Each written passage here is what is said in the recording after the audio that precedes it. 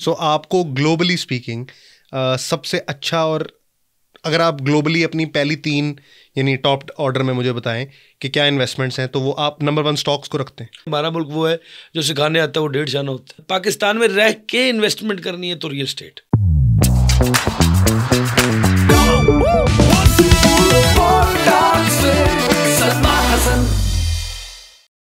अस्सलाम वालेकुम guys, welcome to another episode of pod talks with Salman Hasan.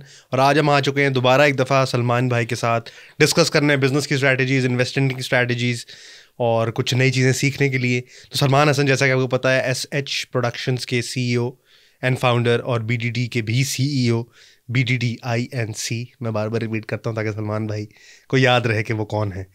तो आज हम उनसे पूछेंगे कि आप, पहले तो हमने बात की बिजनेस प्रैक्टिसेस पे, बिजनेस प्रैक्टिस कर ली, फिर बिजनेस बन गया, पैसे आने लग गए।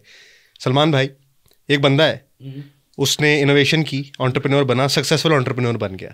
अब वो अपने मुताबिक जो भी उसने सोचा था, क्योंकि हर किसी के लिए रिलेटिव होगा, वहां पे पहुंच गया कि उसके पास सारे खर्चे निकाल के ठीक ठाक पैसे बच रहे हैं। पाकिस्तानी सेंस में वो करोड़पति बन गए। अब पाकिस्तान में अगर करेंसी रखे तो भी मसला है, और पाकिस्तान में रियल एस्टेट तो एक सिक्योर इन्वेस्टमेंट समझी जाती है, जो आई थिंक ARR, जिसको एनुअल रेट ऑफ रिटर्न कहते हैं, 5 से 6% देती है रेंटल पे।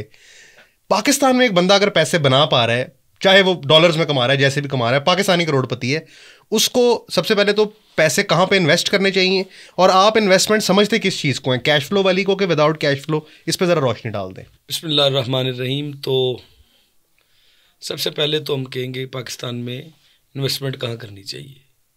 तो आज के दौर में पाकिस्तान में निकाल दें, इसमें से इन्वेस्टमेंट होती क्या है?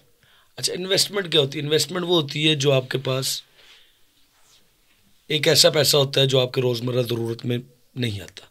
बड़ी कंपनी इस तरह इन्वेस्ट करती हैं कि अगर उन्होंने कहीं इन्वेस्टमेंट करनी है, कोई पैसा लेना है, तो वो अपने पैसे को इस्तेमाल नहीं करते। बिल्कुल ठीक है। वो जो उनका कोलेटरल होता है ना, उसको वो बैंक के पास रखवाते हैं, उसके एवज लेते हैं पैसे, उसके एवज उनको रिटर्न देना पड़ता है, जो कि हर महीने जो भी उनकी किस्त बनती है, और उस पर टैक्सेबल इनकम जो है ना जी, वो भी बहुत कम हो जाती है, क्योंकि डेट होता है। हाँ जी, डेट पे कोई टैक्स नहीं होता, ठीक है, क्योंकि वो रियलाइज्ड इनकम नहीं होती। हाँ ठीक है।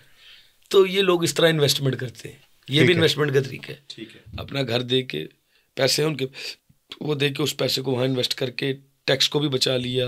तो इसके लिए तो शर्त ये है ना कि आप जो बैंक को इंस्टॉलमेंट देंगे, उसका एनुअल रेट ऑफ इंटरेस्ट जो आप पे करेंगे सर वो कम होना चाहिए। अब US में आप बात करते हैं तो 6% आपको, 7% आपको एनुअल रिटर्न वो देना पड़ता है, और तो वैसे आपको 30 से 35% देना पड़ेगा। नहीं, तो मेरा मतलब ये है कि जिस एसेट को वो बाय करेंगे वो इससे तो ज्यादा ही कैश फ्लो जनरेट कर रहा होगा। नहीं, वो एसेट नहीं बाय करेंगे, फिर इन्वेस्टमेंट करते हैं।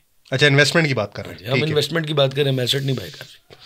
ठीक है। तो वो कोई ऐसी इन्वेस्टमेंट करेंगे। अब इन्वेस्टमेंट के डिफरेंट पहलू हैं। मैं कहता हूँ हर वो चीज़ अच्छी इन्वेस्टमेंट है जिसका आपके पास इल्म हो।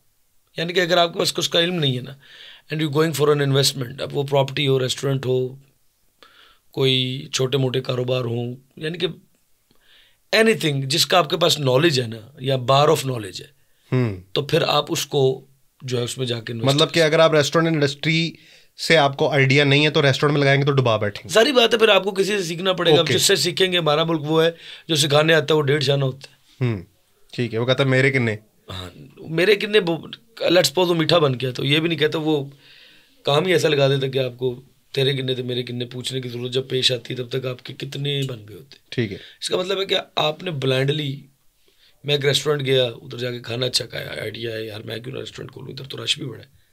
ठीक है। बस ये आपको ये नहीं पता उसके XYZ क्या बैक ड्रॉज हैं, क्या नहीं है, क्या नहीं है, ये वो बस आप जाते हैं और आप एक बंदे को पकड़ते हो या उन्हीं की टीम का बंदा तोड़ लेते हैं, उसको कहते हैं तुम यहाँ पे क्या ले रहे हो, कहता है लेट्स सपोज मैं 50,000 ले रहा हूँ, मैं तुम्हें लाख दूंगा, रख लूँगा। वो कहता है यार ये तो पागल है, ये तो, इसको पता होता कि अगर लाख रुपए में मुझे दे रहा है तो इसने मुझे 50,000 में क्यों रखा हुआ था। हाँ ठीक है। तो आपकी बात से मुझे क्या पता लगा कि इन्वेस्टमेंट हर वो चीज़ है, एक तो कंडीशन है इन्वेस्टमेंट की, एक तो आपको उसके बारे में नॉलेज हो, और दूसरा वो कुछ ना कुछ कैश फ्लो जनरेट करे। जी ठीक है, ये हो गई इन्वेस्टमेंट। अब एक बंदा है जो काम इंटरनेशनली करता है, डॉलर कमा रहा है, पाकिस्तानी सेंस में वो करोड़पति बन गया है। घर गाड़ी तो हर बंदा चाहता है कि उसकी इन्वेस्टमेंट हो, घर भी ले लेता है, गाड़ी भी ले लेता है, बेसिक्स डन है। अब पैसे इन्वेस्ट करने हैं और कोशिश करनी है कि हर डॉलर और डॉलर खींच के ला रहा हो, तो कहाँ पे इन्वेस्ट करना चाहिए एज अ पाकिस्तानी? पाकिस्तान में रह के इन्वेस्टमेंट करनी है तो रियल एस्टेट। अच्छा, पाकिस्तान में रहकर। यानी कि घर लेके रेंट पे दे? मैंने रेंट भी नहीं, रेंट पे ना भी दे, रख ले वैसे ही। अगर उसको पैसे के रिटर्न चाहिए, उसने भी इसको लॉन्ग टर्म इन्वेस्टमेंट पे खरीदा, हाँ। फिर हाँ रेंट पे दे दे। ठीक है, प्लाजा लिया, उसको रेंट पे दे। अगर लॉन्ग टर्म इन्वेस्टमेंट की, ठीक है। शॉर्ट टर्म की है, लेके रखे, उसको बाद बेच दे। So real estate versus stocks में आप रियल एस्टेट को चूज करते हैं? Of course. ओके, और लेट सपोज एक बंदा है जो कि इंटरनेशनल भी उसका हाथ पड़ता है और वो पूरी दुनिया में कहीं भी इन्वेस्ट कर वो सकता है, नैस्डैक में जाके करे इन्वेस्ट। पाकिस्तानियों के लिए क्या तरीका है नैस्डैक में इन्वेस्ट करने का? अगर वो पाकिस्तान उधर काम करता है और उसके पास वहाँ पर is a US green card holder let's say, okay, तो वही कर सकते, उसके अलावा तो कोई चांस नहीं है। ठीक है। और उसमें स्ट्रैटेजी ये है कि वहां भी लॉन्ग टर्म होल्डिंग है कि बाइंग सेलिंग है, किस तरह? सब कुछ है मैं आपसे एक्चुअली इन उसमें लॉन्ग टर्म भी है, उसमें शॉर्ट टर्म्स भी है। लुक दे ट्रेड्स जो सो कंपाउंडिंग जो ट्रेड है वो उसके डिफरेंट अंग है। ठीक है, कई दफ़ा आपको अंदर से हिंट्स भी मिलते हैं। हिंट्स मीन्स नॉट समथिंग 100%, लेकिन वो आपको कैसा, चूँकि जैसे मार्केट का फ्लो जा रहा होता है तो आपका, मैंने कहा रे जो ट्रेड एडवाइज़र आपका वो बहुत काउंट करता है। एक्चुअली आपको ट्रेड का सबसे पहले इल्म होना चाहिए। आपको पता है आप स्टॉक्स लेने जा रहे हैं, आप कोई चीज़ करने जा रहे हैं, तो शुड आपको एक पूरा एक मालूम होना चाहिए कि आप क्या ले रहे हैं क्या नहीं ले रहे। ठीक है। उसके बाद जो सेकंड अंग आता है जहाँ पर आपको अब किसी की सलाहकारी की, मशवरे की ज़रूरत पड़ती है, एड की ज़रूरत पड़ती है, वहाँ पे आपका जो ट्रेड एडवाइज़र है वो बहुत काम करेगा।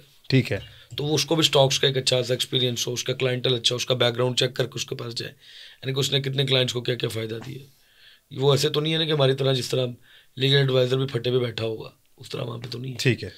तो ये होगा। एक बात कहूँ अलीज़र, everywhere in the world real estate ही सब कुछ है। You go Dubai buy real estate, it will give you very good return of the investment. You go US, real estate buy किया अच्छा इन्वेस्टमेंट आएगा। यानी कि रियल स्टेट एक वाइड शॉप है कि किसी भी जगह चले जाएं वो आपको ऊपर फ़ायदा ही देगा, रिटर्न तो देगा। उसके बाद अगर आप एज अ लेट्स पे सलमान हसन की बात करें तो आई एम इनटू स्टॉक्स। सो आपको ग्लोबली स्पीकिंग सबसे अच्छा, और अगर आप ग्लोबली अपनी पहली 3 यानी टॉप ऑर्डर में मुझे बताएं कि क्या इन्वेस्टमेंट्स हैं, तो वो आप नंबर 1 स्टॉक्स को रखते हैं? सबसे पहले अल्लाह के साथ इन्वेस्टमेंट करें। अच्छा, ये सबसे बड़ी इन्वेस्टमेंट है। ठीक है। यानी कि अगर आप मेरी टॉप 3 की बात करते हैं, शायद किसी के लिए ना चले, सवाल ही पैदा नहीं होता किसी के लिए ना चले। ट्रेड विद अल्लाह, जब आप अल्लाह के साथ ट्रेड करते हैं तो सबसे पहले अगर अल्लाह आपको नवाजता है, सबसे पहले इन्वेस्टमेंट आपकी ये है कि आप अपने घर को देखें, अपने रिश्तेदारों को देखें। जो लोग भूल चुके हैं, एवरीबॉडी थिंक्स फॉर देमसेल्व्स, वो कहते हैं मेरे पास पैसा है, मैंने अपनी मेहनत से कमाया। यकीन कर लें आप, आपकी मेहनत से अल्लाह ने आपको कुछ नहीं दिया। ठीक है, आपको वसीला बनाया। आपको अल्लाह देकर भी इसलिए देता है कि शायद अल्लाह ने, लेट्स सपोज आपकी नीड है 1000 रुपीज़ जी, और आप कमा रहे हैं 5000 रुपीज़, तो आपकी नीड से 4 गुना ज़्यादा आपके पास आने लगा जी। तो इसका मतलब ये नहीं कि आप बहुत बड़े 30 मार खां हैं, यानी कि आपके ही हैं वो। अल्लाह कई दफ़ा आपको पैसे इसलिए देता है कि उसने उस पैसों में कई लोगों का हिस्सा रखा होता है। Now you talk about Elon Musk, कितना पैसा कमाता है, लेकिन उसका कितना एम्प्लॉय है ज़रा बताओ। बिल्कुल। कितने लोगों को अल्लाह ने उसको रोज़गार वसीला बनाया हुआ है, और वो इस काबिल है कि वो बांट सके। पैसा देते वक्त जब पैसा बांटने का मामला आता है, तब मैं इस चीज़ पे पूरा कायल हूँ कि खुदा रंग मजहब नस्ल नहीं देखता। मैं भी मादी फ़ायदात की बात करूँ जी, फ़ायदात कह दिया मैंने, मज़ा लोज रहे जी। मादी फ़ायदों की मैं बात करूँ तो फ़ायदात, फ़ायदात या फ़ायद, अगर हम मादी फ़ायद की बात कर रहे हैं या फाइनेंशियल गेन्स के बारे में बात कर रहे हैं, तो अल्लाह ताला उसको ही नवाजता है जो कि आगे देने का भी हौसला रखता है। ठीक है, माइंड इट। ये मैं बात इसलिए कि ये उसकी बांट है, वो बांटने वालों को ही देखकर खुश होता है, और वो जब देखता है वो बांट रहे हैं तो उस चीज़ को कंटिन्यू रखता है। ये काम नहीं कि उसमें ऊपर नीचे नहीं आता, चीज़ें बहुत ज़्यादा अप्स एंड डाउन्स होती हैं, बिजनेस होती हैं। लेकिन अगर एक बंदा अपना शार ना बदले, मतलब कि उसके पास पैसा है, अपनी ज़रूरतें पूरी करने के बाद रिश्तेदारों की ज़रूरतें पूरी करे, उसके बाद महल्लेदारों की करे, उसके बाद दोस्त बाप की करे, उसके बाद पूरी दुनिया की करे। आप देख रहे थे अभी pod talks with Salman Hasan. मैं आप सबका बहुत शुक्रगुजार हूं कि आप इतना प्यार देते हैं, इसी शर्फ के साथ कि आप मेरी इस पॉडकास्ट को देखेंगे, सराहेंगे, गलतियों की निशानदेही कीजिए ताकि हम अपने कंटेंट को और खूबसूरत कर सकें। और अभी कुछ देर बाद फिर खुश हमारी बातें भी होंगी, तो stay tuned with pod talks with Salman Hasan. And पता नहीं आपका ही बॉय है एजी जो मेरे साथ काम करता है, उसकी तरफ से भी अल्लाह हाफिज़, मेरी तरफ से भी गुड बाय।